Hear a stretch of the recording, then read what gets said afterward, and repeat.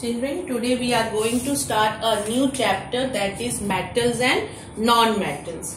In this chapter you will be studying about the metals and non-metals as well as their properties, physical properties, chemical properties and their uses. Now what do you mean by the physical properties? What does this physical properties mean? So first of all we'll discuss about that elements. They are, you know about the different elements have different properties, and the elements can be classified into metals and non-metals. Okay, elements can be classified into metals and non-metals. Now the example of metals, it is aluminium, mercury and gold are the examples of metals, and about the non-metals, diamond, graphite, helium and oxygen are the example of the non-metals. So today in this video we will be studying about the physical properties of metals and non-metals. Now if we are discussing about the physical properties, so what does this physical properties include? We will be discussing under the topics, that is the lecture we will be discussing. We can discuss the thermal conductivity, malleability, hardness and electrical conductivity and sonority, ductility. This all we will be discussing under the physical properties of metals and non-metals. Now first of all the physical, we'll discuss about the physical state. First of all, physical state. Almost all metals are solid at room temperature. Okay, all metals. First of all, we are discussing the physical state. We are discussing the physical state. So all the metals are solid at room temperature. Now what is the exception, children? Mercury is an exception because it is known to occur in a liquid state. If mercury occurs in a liquid state, mercury occurs in a liquid state, children, at or near room temperature. For the physical properties of metals, metals are solid at room temperature, but that mercury is an exceptional. It occurs at a liquid state at or near a room temperature. Okay. Now if we discuss about the non-metals.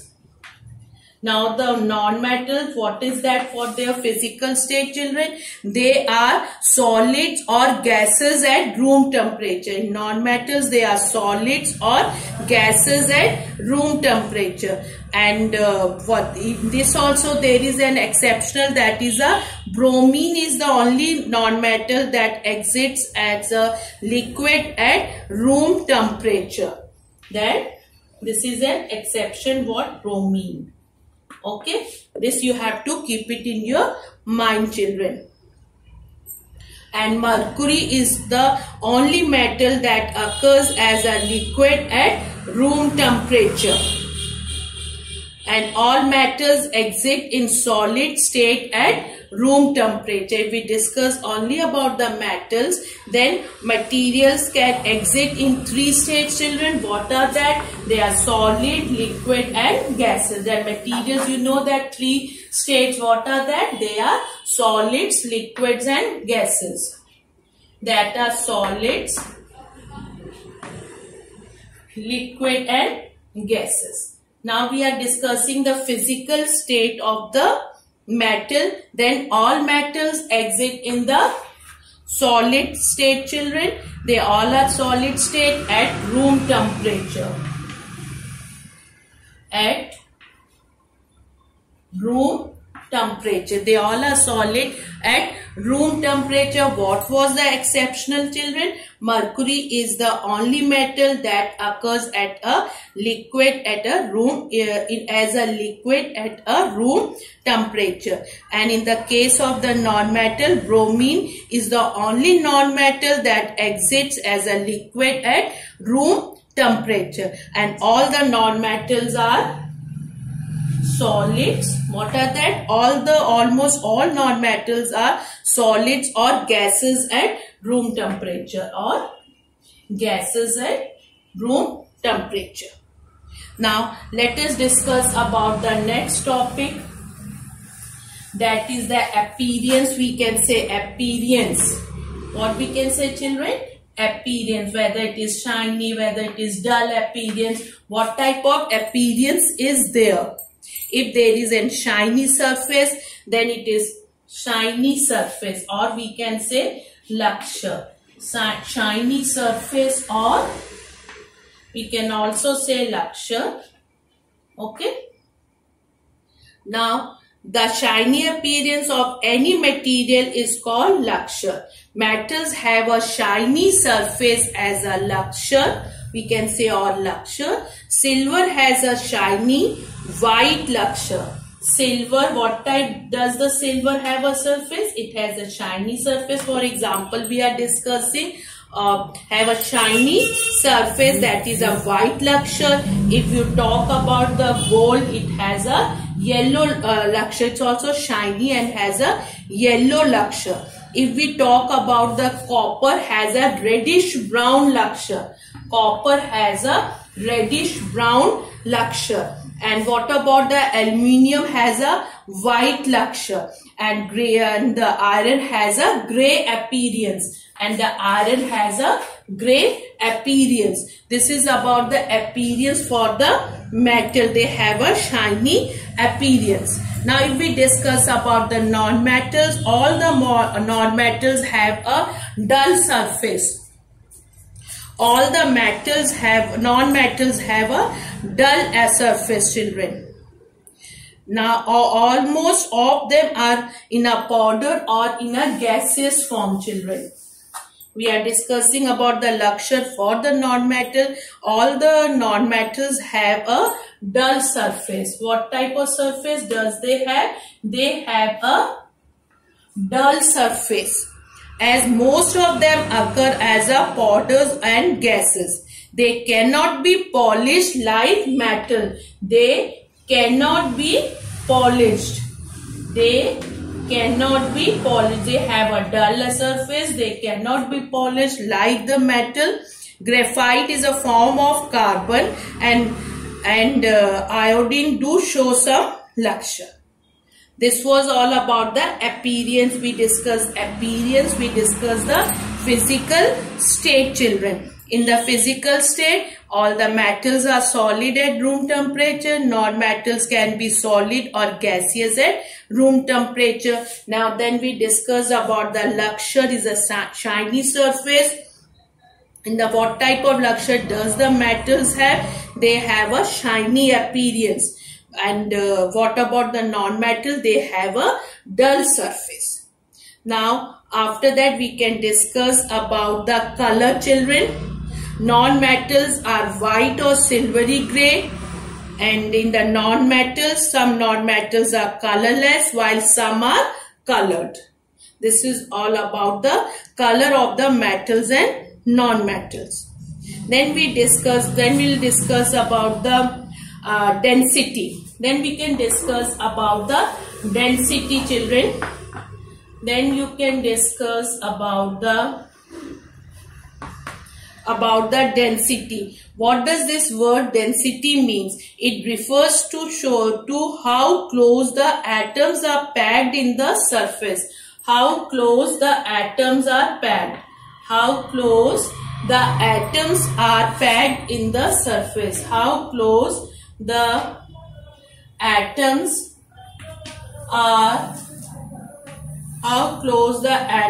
are packed in a surface, children. How close the atoms are packed in the substance.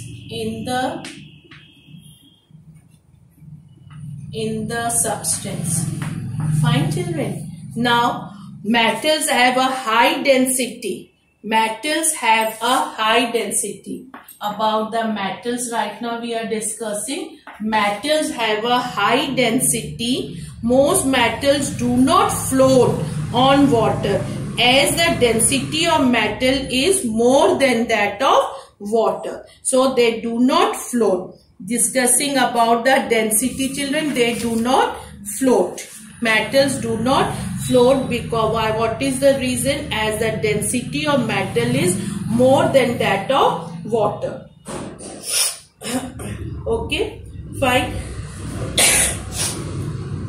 Now, next we will be discussing about the hardness, children. Let us discuss about the hardness of the metals and the non-metals. About the hardness of metals and non-metals. Almost all metals are hard and have high tensile strength. Now we are discussing about the metals. They are what type hardness it is, children? They are hard and have high tensile strength. But exceptional is their sodium and potassium are two metals. They are soft and can be cut with a knife. This sodium and potassium, they are soft and they can be cut with the help of the knife for the hardness. And for the non-metals are generally soft. Non-metals, if we do the comparison for the non-metals, they are generally soft. Non-metals are generally soft. And what is the exceptional for it, children? That is the diamond, a form of carbon, is an exception. It is the hardest substance known.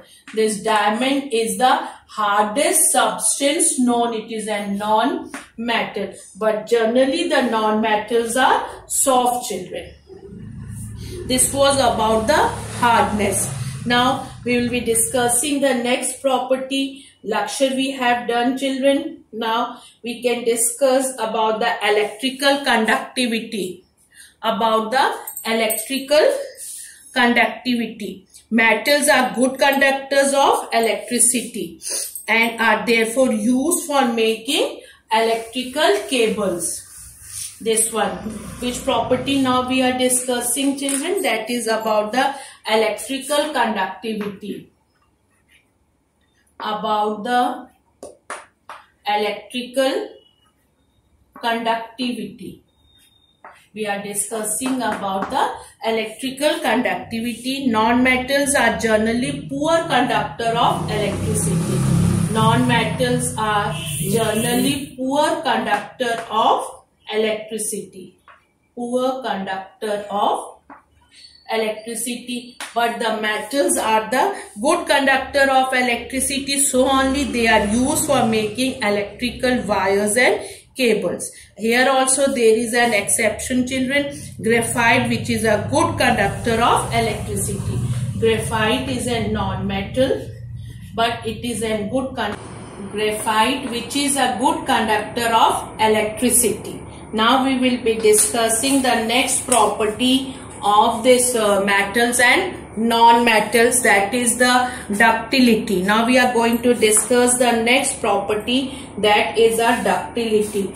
The property, what does this ductility mean, children? The property by virtue of which metals can be drawn into wires, in which the metals can be drawn into wires, that is known as a ductility.